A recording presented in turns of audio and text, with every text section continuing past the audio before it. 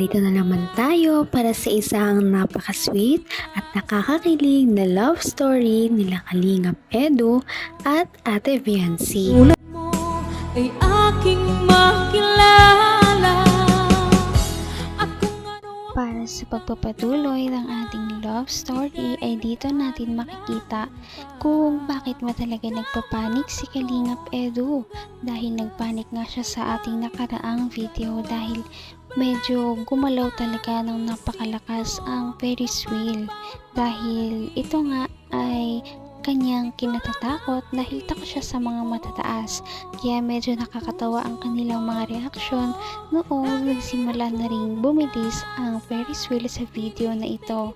Kaya naman tunghayan ninyo ang mga susunod na mangyayari at mga kilig moments na gagawin ni Ate Viancy ngayon kay Kalingap Edu. At syempre dito rin natin makikita kung saan pa ba sila pumunta pagkatapos ng kanilang Ferris wheel.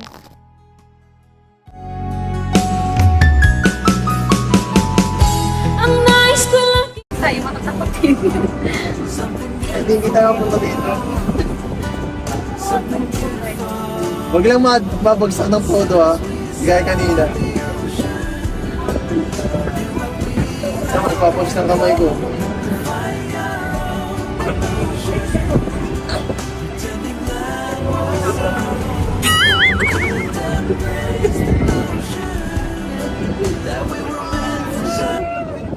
Putik!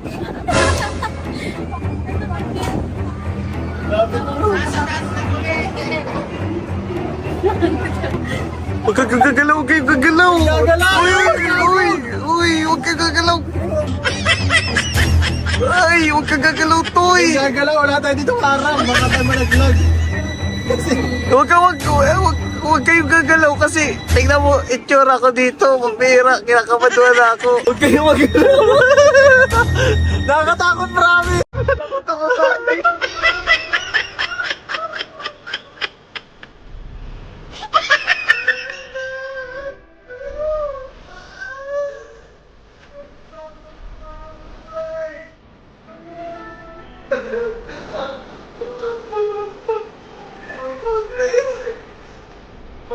Para sa inyo, kakamera mo lang ako ganito itsura ko.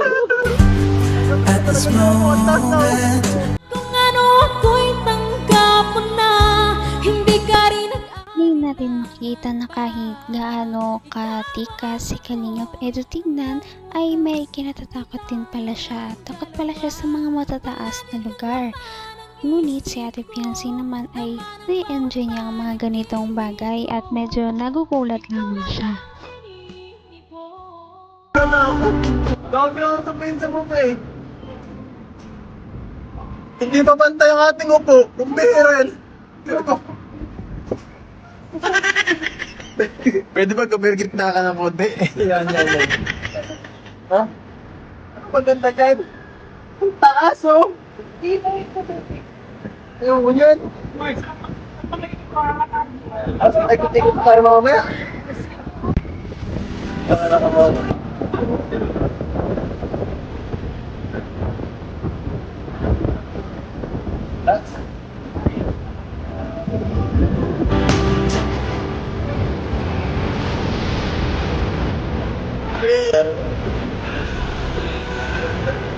Uy!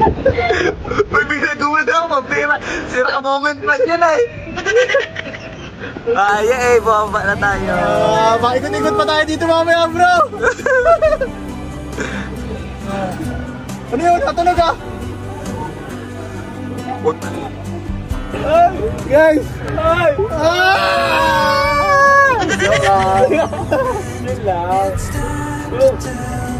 promise ko. Nakakatakot guys pag nasa pinakataas ka na. Dr. Lab oh.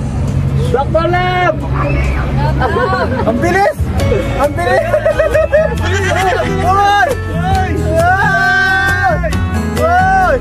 naman ang bawat panaginip ko ikaw lang ang Mas nagulat pa nga si Kalingap Edu dahil bigla na lamang bumilis ang ikot ng Ferris wheel. Mataas pa man din ito at bigla itong umikot ng napakabilis, kaya todo ang kanyang hiyaw Ngunit syempre, nag-i-enjoy pa rin naman silang dalawa ni Ate Fiancé. May nakita mahal. Hinahawa ko to sa mga delikado mawala! I was running out of the city of gold, but I was struck by luck 'cause I found you sitting all alone. Gimik pa tataway mo, kuyo! Restless soul, Hindi po gano'ng kataas to. the wind that stroked your hair, you set in the air, and the sun was almost acting as a spotlight just making flowers bloom. Salamat po. Una tayong bababa, thank you. You make me Thank you naman. Una tayong bababa. Ayan, sa wakas. Sa wakas. Tapos na ang pagdurusa. Tapos na. Ay, uuwi na tayo. Ano na tayo? Next destination na tayo. Tara na. Sa puso mo.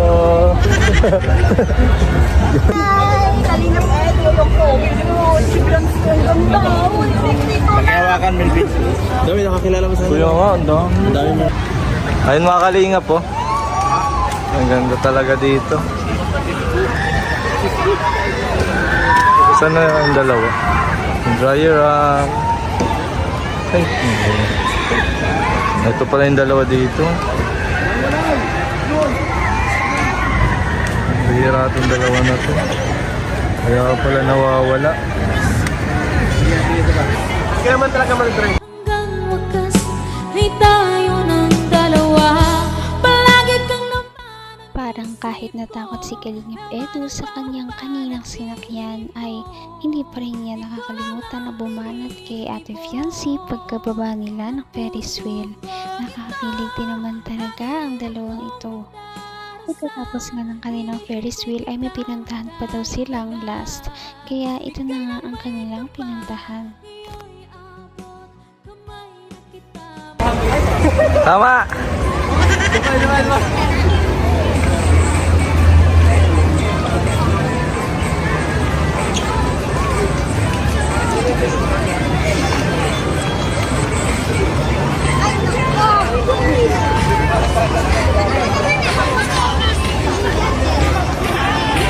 fly away with me, and you will. Pabalik din ako sa aking lugar dati. Medyo diskarte na kasama pa noon eh. Sayang. Pero okay din naman. So, bibigyan na kita ng history no. Dito dati ako nag-aaral. Tatrabaho. Dito. Ako dito, ice cream shop ako dito eh. Nagdadala ko. Bilit mo kayo. Bilit mo kayo ng ice cream. Ay, kung ano. Dito na ako. Bakit? Hindi ko mabili. Tapos, palagi ako nanonood dito ng mga mga taong naglalakad. Tapos, habang dito may mga banda. Tapos, may mga taong may mga taong sota. Oo. Alam mo na, medyo nakakas. Siyempre, Ayun nga, niyaya na naman ni Ate Fiancé si Kalingap Edu para silang dalawa ay mag-TikTok na naman. Napakahilig talaga ni Ate Fiancé sumayaw at napakagaling niya din, kaya makikita nyo ito sa kanyang official na TikTok page. At marami pa tayong susubaybayan sa ating mga susunod na video. Napaka-sweet talaga nila at napakabait ng tambalang ito, kaya maraming sumusuporta. Kaya naman, sana ipatuloy natin silang suportahan at mahalin si Fiancé, si Kalingap Edu at ang Kalingap team. Yun lamang at maraming salamat sa panonood. Abangan natin kung magkakatuluyan ba talaga si Kalingap Edu at Fiancé. Hanggang sa muli! Bye! Ngayon'y abot